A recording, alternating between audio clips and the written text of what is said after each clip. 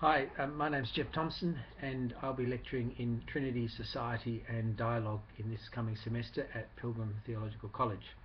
For those of you who don't know me, I've been at this college for now this is my fourth semester. Came to the faculty in the middle of 2013. Prior to that I taught in the Uniting Churches College in the Queensland Synod, Trinity Theological College in Brisbane. And I've also had experience in parish ministry as I'm an ordained minister in the Uniting Church in Australia. Firstly, welcome to this unit, Trinity, Society and Dialogue. I look forward to meeting you, whether that's face-to-face or online, over the next couple of weeks. This is a very interesting and important unit.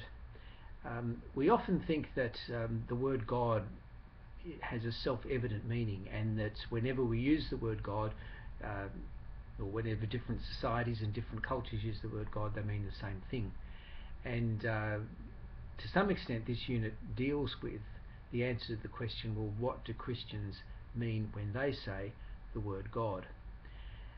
This was of course the context in which the doctrine of the Trinity emerged, and we'll be exploring this in some detail in the first few weeks.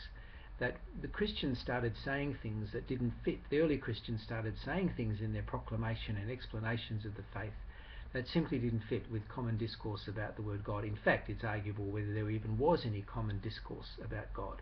The word God in the ancient world meant all sorts of things, and Christians had to clarify what they meant when they used the word God. And over a period of time, the doctrine of the Trinity was part of the answer to that question of what does the Christian faith mean when it says God. As I say in the on the web page, when I studied theology as an undergraduate back in the late 1980s, we studied the doctrine of the Trinity largely as simply an answer to that question. It was really a historical exercise with a little bit of attention to some of the contemporary doctrinal issues. But 30 years later, that situation has completely changed. And the doctrine of the Trinity now cannot simply be studied from a historical point of view, because the doctrine of the Trinity is now affecting just about every discussion of Christian theology, from questions of other religions, from questions of sexuality, to questions of politics, to questions of the nature of the church.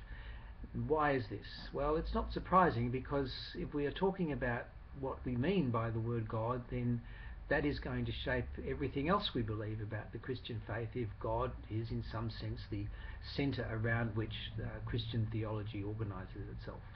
Anyway, I won't say much more, other than I hope that to whet your appetite for the breadth and the range of issues that we'll be exploring in this unit. You'll see on the website that there is another video clip that I'd like you to look at before we begin the class. And there are also some readings. I had a little bit of trouble getting one of them up, but that will be up shortly, and I'd like you to read those, not to master those readings at this point, just to begin to sense what are some of the issues and what some of the language is that we need to learn in order to enter into this particular topic.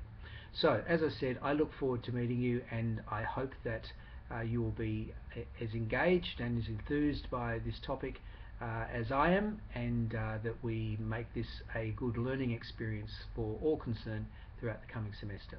Okay, thank you.